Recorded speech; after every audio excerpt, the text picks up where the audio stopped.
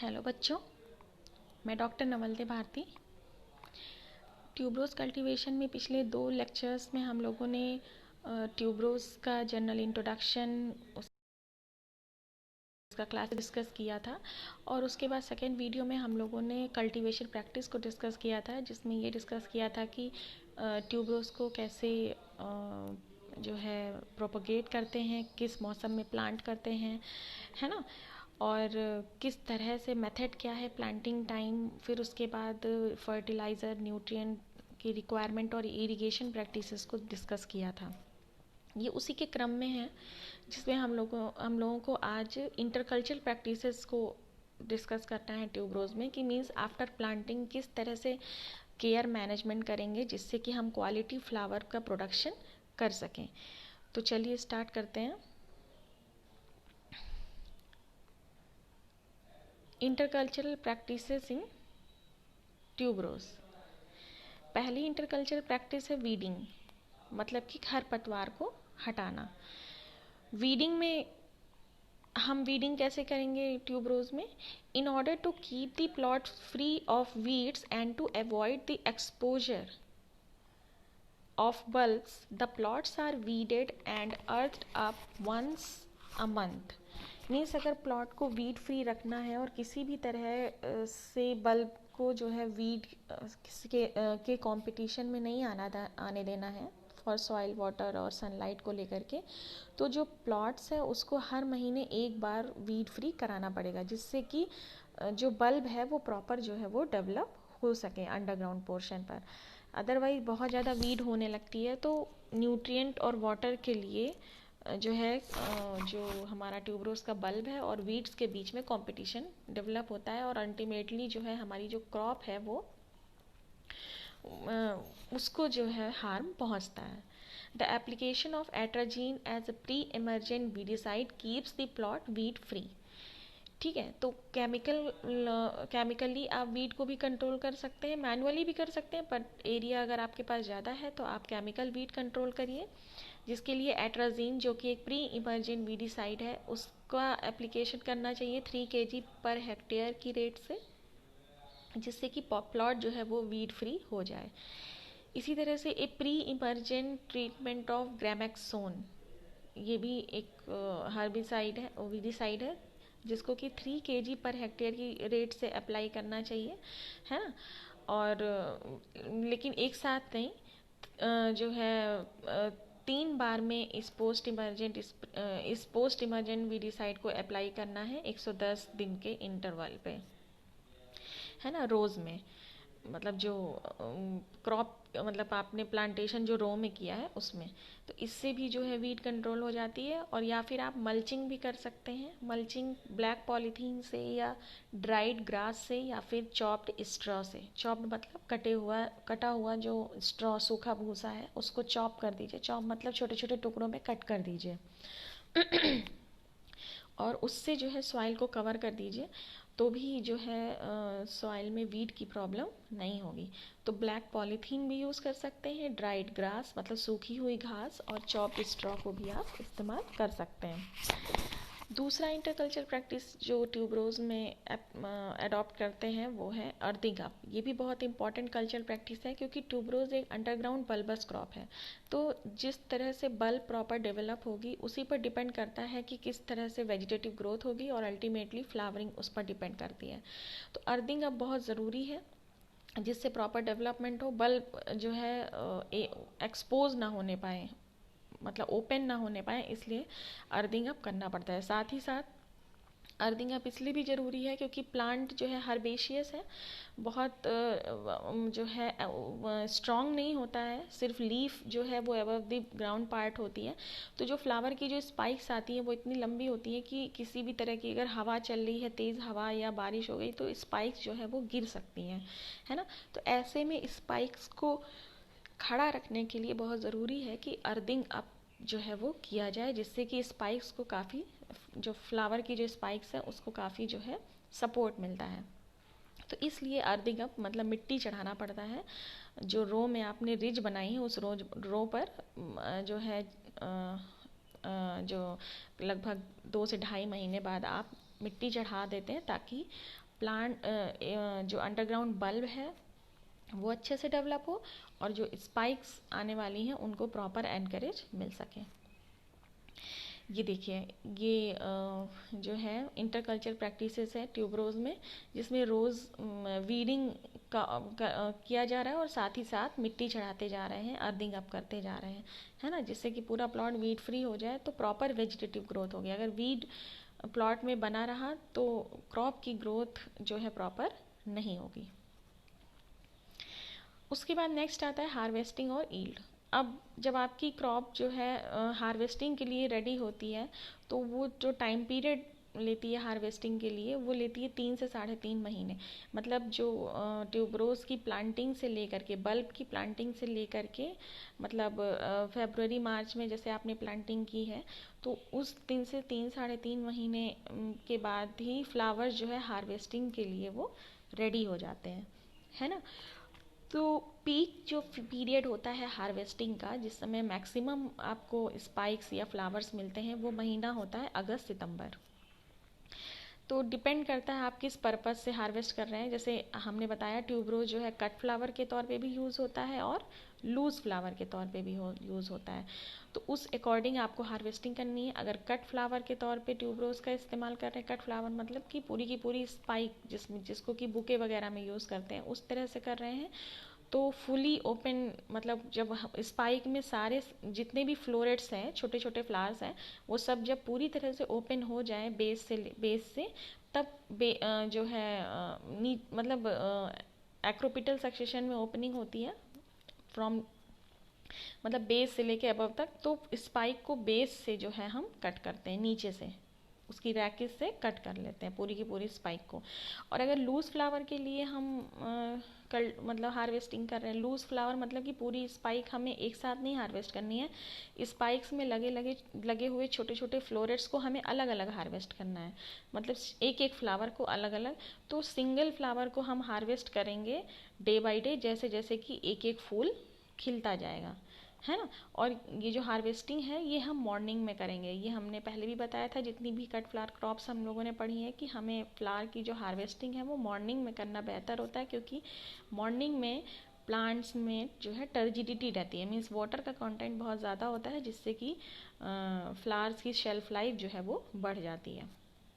तो ठीक है, तो इस अगर आपको कट फ्लावर के लिए पूरी की पूरी स्पाइक हार्वेस्ट करनी है, तो स्पाइक को बेस से हार्वेस्ट करेंगे। और अगर लूज़ फ्लावर के लिए स्पाइक के में लगे हुए जो फ्लोरेट्स हैं, छोटे फ्लावर्स हैं, उनको 1 बाय 1 हार्वेस्ट करते हैं, अगर हम लूज़ फ्लावर के लिए यूज़ कर रहे हैं। तो जो फ्लावर्स हैं उसकी शेल्फ लाइफ 3 दिन की होती है, मतलब लूज़ फ्लावर जो है वो 3 दिन तक उनकी शेल्फ लाइफ होती है। और टोटल जो ईल्ड हमें ऑब्टेन होती है वो 17 से 18 टन, लूज़ फ्लावर की जो ईल्ड है वो 17 से 18 टन पर हेक्टेयर हमें मिलती है, अगर क्रॉप का अच्छी तरह से केयर मैनेजमेंट और कल्टीवेशन किया गया है तो। नेक्स्ट है post harvest management. Post harvest management मतलब कि हार्वेस्टिंग के बाद किस तरह से कट या लूज फ्लावर को मैनेज करेंगे, जिससे कि अल्टीमेटली हम उसको फ्रेश फ्लावर के तौर पे सोल्ड कर सकें, या फिर उससे एसेंशियल ऑयल एक्सट्रैक्शन के लिए इस्तेमाल कर सकें, है ना। तो अगर हमें उसे फ्रेश फ्लावर के तौर पर ही उसे बेचना है एज अ कट फ्लावर, तो उसके लिए उसकी वाज लाइफ पहली चीज़ है कि वाज लाइफ उसकी वाज लाइफ को हम कैसे इम्प्रूव करेंगे। वाज लाइफ मतलब कि फूलदान में उसको हम कैसे लंबे समय तक चलने के लिए तैयार करेंगे। तो उसमें करते क्या है, immediately after harvesting the lower portion of cut spikes should be immersed in water. मतलब हार्वेस्टिंग के तुरंत बाद जो स्पाइक्स हैं, है ना, मतलब जो इन्फ्लोरेसेंस है ट्यूबरोज का, उसके लोअर पोर्शन को हम कट कर देंगे, एक छोटा सा हिस्सा और हटा देंगे, और उसके बाद तुरंत ही उसको जो है पानी में उसकी स्टेम के बेस वाले पोर्शन को हम उसमें डुबा देंगे, है ना, जिससे कि वाटर का एब्जॉर्प्शन या वाटर की कंटिन्यूएशन स्पाइक में बनी रहे। The spikes are made ready by removing the unwanted leaves to minimize the transpiration loss for sending to floral market। ठीक है, उसके बाद जो स्पाइक्स हैं उसकी अनवांटेड जो लीव्स हैं उसको रिमूव कर देना है, जिससे कि जो है मार्केटिंग करते समय जो किसी भी तरह का जो है ट्रांसपिरेशनल लॉस ना होने पाए। ट्रांसपिरेशनल लॉस मतलब वाटर का लॉस ना होने पाए। अदरवाइज अगर लीव्स वगैरह भी स्पाइक्स के साथ अटैच होंगी तो लीव्स से जो है ट्रांसपिरेशन कंटिन्यू होता रहेगा, तो कोई मतलब नहीं हुआ कि आपने स्पाइक्स को पानी में डुबोया और अल्टीमेटली वो जो वाटर एब्जॉर्ब किया स्पाइक्स ने वो लीव से रिमूव होने लगे। तो इसलिए किसी भी तरह की अगर पत्ती है तो उसे हर हाल में ट्रांसपोर्टेशन से पहले रिमूव कर देना है। Further, pulsing of spikes at low temperature means 100 degree centigrade at 10 degree centigrade for about, ये यहाँ पर 100 डिग्री नहीं, 100 नहीं लिखा हुआ है, ये 10 डिग्री है, तो इस पर आप लोग ध्यान दीजिएगा, ठीक है। तो पल्सिंग के लिए स्पाइक्स को जो है लो टेम्परेचर पर लगभग 10 डिग्री सेंटीग्रेड पर 1 घंटे के लिए हम रख देते हैं, जिसमें कि स्पाइक्स का जो कट वाला एंड है उसको पानी में डुबो करके, है ना। इससे भी जो है स्पाइक्स की जो है शेल्फ लाइफ बढ़ती है। पल्सिंग जो हम करते हैं वो सुक्रोज सोल्यूशन में करते हैं। उसके बाद होल्डिंग सोल्यूशन ये वही मतलब पल्सिंग के लिए holding solution consist of 2% plus ये एल्युमिनियम सल्फेट 300 ppm। मतलब एक सोल्यूशन बनाते हैं जिसमें 2% सुक्रोज होता है और एल्युमिनियम सल्फेट 300 ppm होता है। सुक्रोज सोल्यूशन जो है वो ये तो हम प्रोवाइड करते हैं एज अ फूड के तौर पर, और एल्युमिनियम सल्फेट जो है ये एंटी बैक्टीरियल होता है ना।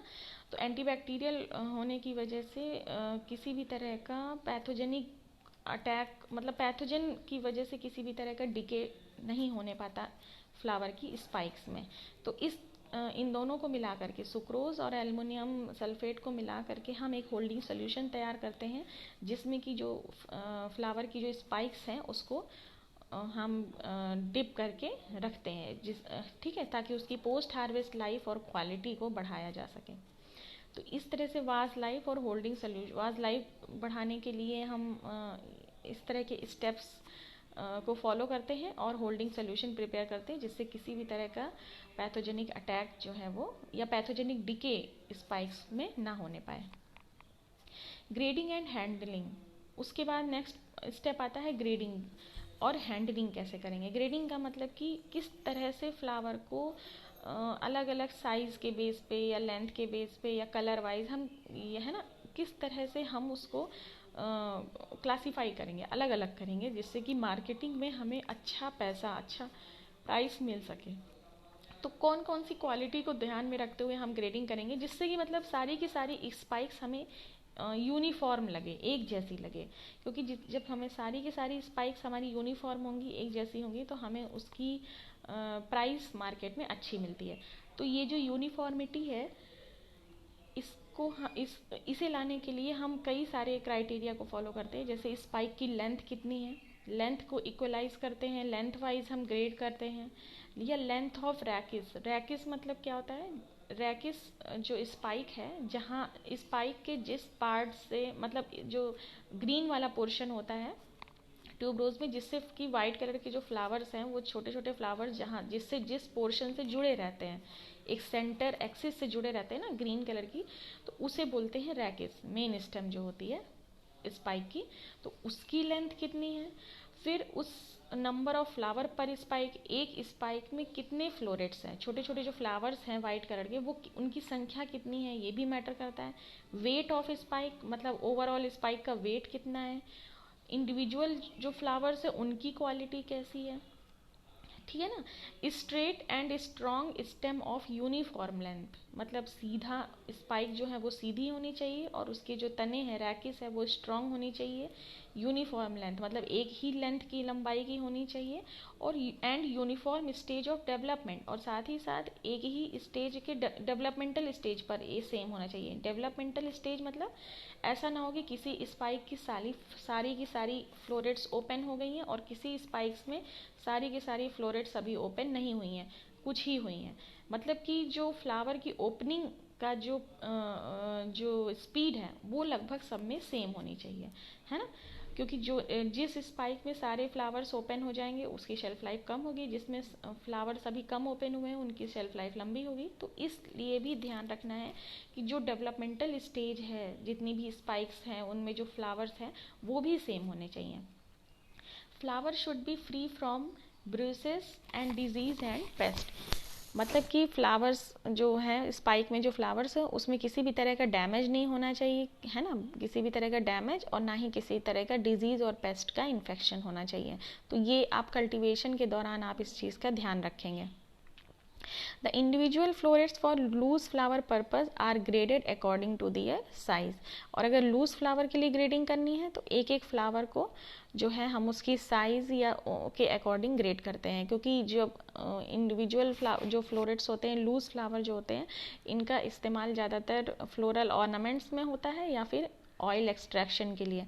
तो जब ऑयल एक्सट्रैक्शन भी एक पर्टिकुलर हम फ्लावर्स से ले सकते हैं, क्योंकि जब फ्लावर एकदम बड स्टेज में होगा तो बहुत ज़्यादा उसमें एसेंशियल ऑयल नहीं होता, और फ्लावर ओपन होने के बाद भी अगर हम ओवर मैच्योर जो है हार्वेस्ट करते हैं तो भी उसमें ऑयल का कंटेंट कम हो जाता है। मीन्स एक पर्टिकुलर टाइम पीरियड के लिए जो फ्लोरेट्स होती हैं उनमें जो है ऑयल का कंटेंट होता है, तो हमें उस पर्टिकुलर टाइम पीरियड को समझ करके उसी समय हार्वेस्ट करना जो है वो ज़्यादा ज़रूरी है, ताकि हम ज़्यादा से ज़्यादा एसेंशियल ऑयल का एक्सट्रैक्शन कर सकें। तो इस तरह से हम ग्रेडिंग करेंगे। उसके बाद है storage. The fresh flower can be stored at 10 degree centigrade for 5 days. ये यहाँ पर भी 100 लिखा हुआ है, इसको 10 डिग्री आप समझिएगा, ठीक है। ये डिग्री का साइन है जो 0 जैसा दिख रहा है 10 के बाद। तो फ्रेश फ्लावर है, चाहे वो स्पाइक हो चाहे वो लूज फ्लावर हो, अगर आपको स्टोर करना है तो 5 दिन के लिए आप 10 डिग्री सेंटीग्रेड पर स्टोर कर सकते हैं। मतलब अगर तुरंत मार्केटिंग नहीं हो पा रही है तो आप 5 दिन तक फिर भी अपने प्रोड्यूस को without any decay 10 degree centigrade पे 5 दिन तक के लिए स्टोर कर सकते हैं। उसके बाद नेक्स्ट स्टेप है packaging for cut flowers. Packaging कैसे करेंगे, ठीक है। मतलब जैसे आपने ग्रेडिंग कर ली, ग्रेडिंग के बाद अगर आप तुरंत सेलिंग कर रहे हैं स्टोरेज कर या स्टोरेज की बात कर रहे हैं तो पैकिंग कैसे करेंगे। अगर कट फ्लावर है तो उसकी पैकिंग कैसे करेंगे। तो देखिए, कट फ्लावर है अगर, तो जो स्पाइक्स है उसको बंडल में या बंच में हम कुछ स्पाइक्स के बंच या बंडल बनाते हैं। जैसे यह हो सकती जैसे कि 25 स्पाइक्स का बंच बनाए या 50 स्पाइक का बंच बनाए या 100 स्पाइक्स का बंच बनाए। ये डिपेंड करता है कि आपके लिए, मतलब कि स्पाइक्स को डैमेज ना होने पाए, उस अकॉर्डिंग हम बंचेस जो है वो तैयार करते हैं। तो 25, 50 और 100 का जो है हम बंच जो है तैयार करते हैं सेलिंग के लिए।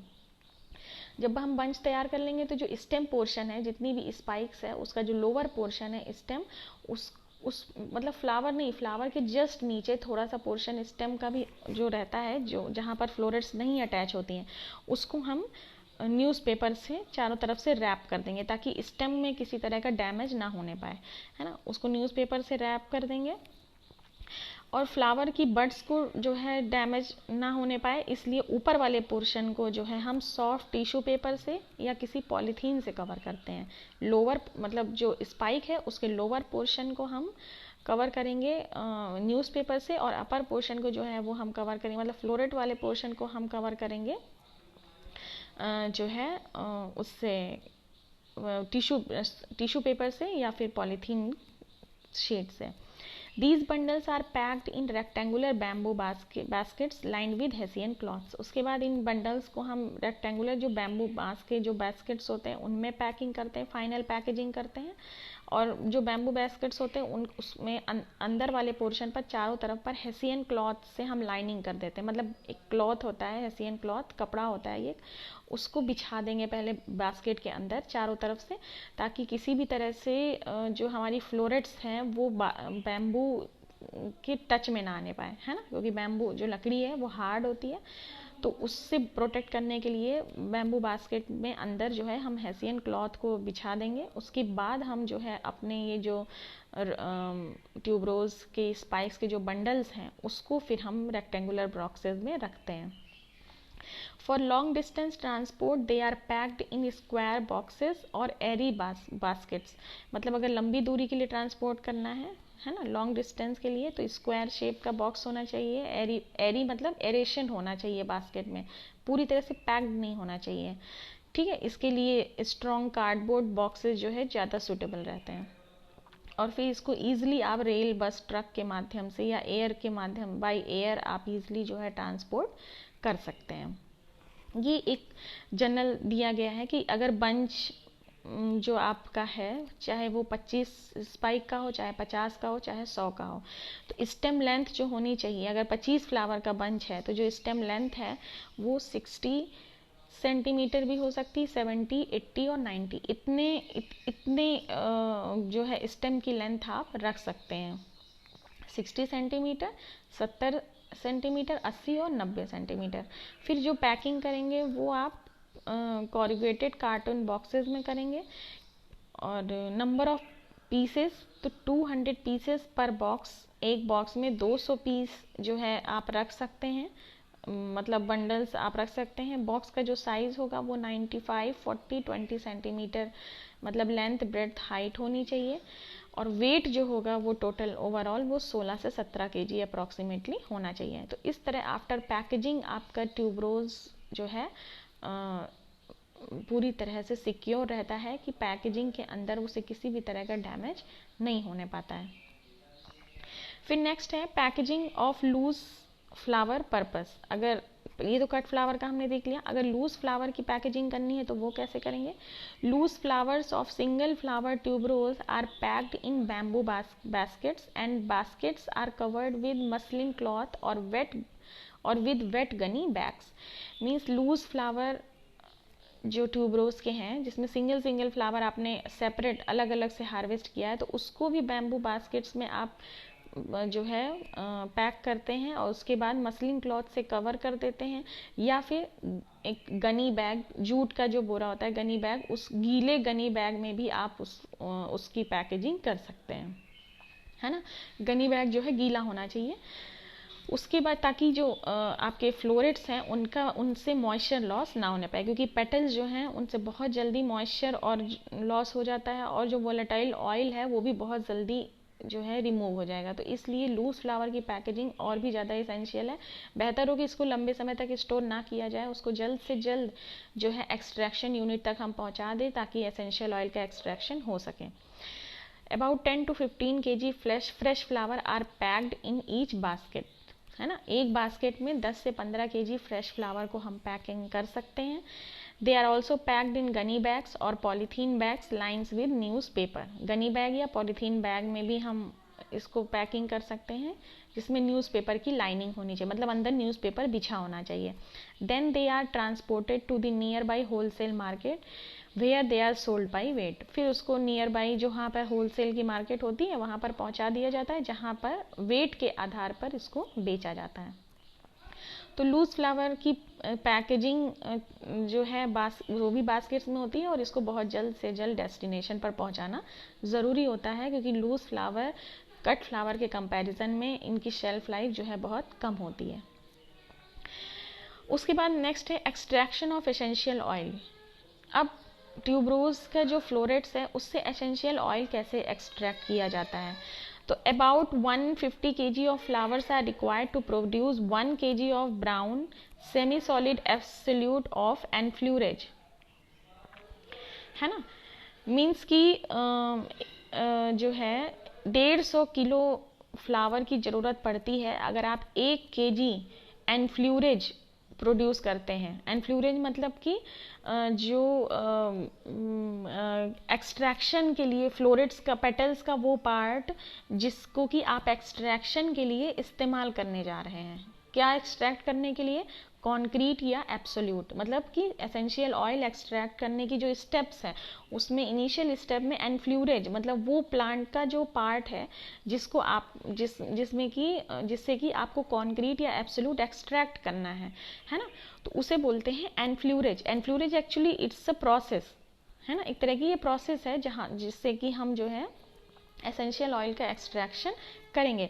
तो 150 kg फ्लावर्स की ज़रूरत पड़ेगी ताकि हम 1 kg का सेमी सॉलिड एब्सोल्यूट जो है वो ऑब्टेन कर सकें थ्रू एनफ्लूरेज की प्रोसेस। एनफ्लूरेज मतलब प्रोसेस है एसेंशियल ऑयल एक्सट्रैक्शन का। The extracted flower will contain some natural perfume. जो एक्सट्रैक्टेड फ्लावर है ना, उसमें कुछ नेचुरल जो है perfume, extracted flower will contain some natural perfume and are treated with petroleum ether to obtain the absolute of chassis as a valuable by product. Means जो extracted flower है उसमें essential oil होते हैं जिसे कि natural perfume कहा जाता है, उसको पेट्रोलियम ईथर की मदद से हम डाइल्यूट करते हैं, डिसॉल्व करते हैं, जिससे कि हमें जो है एब्सोल्यूट मिलता है। और वो एब्सोल्यूट जो होता है वो कितना होता है 1.2 to 1.5%, बहुत लो क्वांटिटी में होता है। ठीक है, अभी हाल ही के दिनों में जो एनफ्लोरेज की जो प्रोसेस है उसको बदल दिया गया है। अब सॉल्वेंट एक्सट्रैक्शन की मदद से हम जो है एसेंशियल ऑयल को एक्सट्रैक्ट करते हैं। सॉल्वेंट एक्सट्रैक्शन ज़्यादा इजी मेथड है। इसमें पहले हम क्या करते हैं, फ्लोरेट्स से पहले कॉन्क्रीट ईल्ड निकालते हैं और कॉन्क्रीट के बाद हम उससे एब्सोल्यूट निकालते हैं। कॉन्क्रीट और एब्सोल्यूट क्या होता है ये हमने पहली वाली स्लाइड में आपको बताया है, लेक्चर 9 के पार्ट 1 में, उसको आप रिफ़र कीजिए जा करके, नीचे लिंक दिया हुआ है। तो जो पहला वीडियो है ट्यूबरोज कल्टीवेशन का, उसमें मैंने बताया है कि जो है कॉन्क्रीट और एब्सोल्यूट क्या होता है। ठीक है, तो वहाँ से इसको कंसर्न करिए।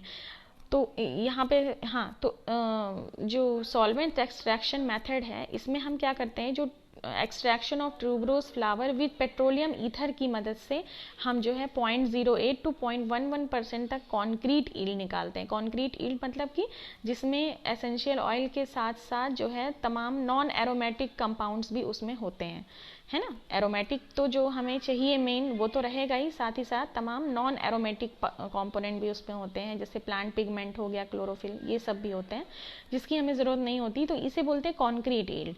इस कॉन्क्रीट ईल्ड को फर्दर हम और प्यूरिफाई करते हैं जिससे कि हमें सिर्फ एसेंशियल ऑयल, एरोमेटिक कंपाउंड्स हम उससे अलग कर लें, जिसको कि एब्सोल्यूट बोला जाता है, जो कि 18 से 23% होता है। और वो हम करते हैं अल्कोहल में उसको डाइल्यूट करके, अल्कोहल के साथ हम उसको एक्सट्रैक्ट करते हैं, है ना, जो है तब हमें एब्सोल्यूट मिलता है। और साथ ही साथ हमें 3% स्टीम डिस्टिलेट भी मिलता है। स्टीम डिस्टिलेट मतलब ट्यूबरोज वाटर मिलता है हमें। द कॉन्क्रीट ईल्ड जो होती है वो 17 से 18 kg पर हेक्टेयर, मतलब अगर पूरे हेक्टेयर में, अगर आपने 1 हेक्टेयर का ट्यूबरोज का जो है फ्लावर लिया है तो उस पूरे 1 हेक्टेयर से आपको 17 से 18 किलो कॉन्क्रीट ईल्ड मिलेगी, जिससे आप 3.5 किलो एब्सोल्यूट मतलब आपको मिलेगा। मीन्स अगर आपने जो पूरा प्लांटेशन 1 हेक्टेयर में अगर लूज एसेंशियल ट्यूबरोज का एसेंशियल ऑयल एक्सट्रैक्शन के लिए किया है तो उस 1 हेक्टेयर से आपको 3.5 kg एसेंशियल ऑयल आपको मिलेगा और 0.8 kg डिस्टिलेबल ऑयल मिलेगा आपको। तो इस तरह से जो है 1 हेक्टेयर से हमें इस तरह से जो है एसेंशियल ऑयल एक्सट्रैक्शन का हमें लाभ होता है। तो ये जो है ट्यूबरोज का जो है पोस्ट हार्वेस्ट मैनेजमेंट था, जिसमें हमने कट फ्लावर, लूज फ्लावर का जनरल देखा कि कैसे इसकी वाज लाइफ को हम इम्प्रूव करते हैं, कैसे पैकेजिंग करते हैं, स्टोरेज करते हैं, फिर इसकी जो है ग्रेडिंग, मार्केटिंग, ये सारी चीज़ें करते हैं। तो इस तरह से आपको लिखना भी होगा अगर ट्यूबरोज का पोस्ट हार्वेस्ट मैनेजमेंट आ जाए तो। इसमें अगर किसी तरह का कोई डाउट है तो आप हमको ज़रूर बताइएगा, ठीक है, कमेंट बॉक्स में लिखिएगा, हम उसको रिप्लाई करेंगे, ठीक है। Thank you.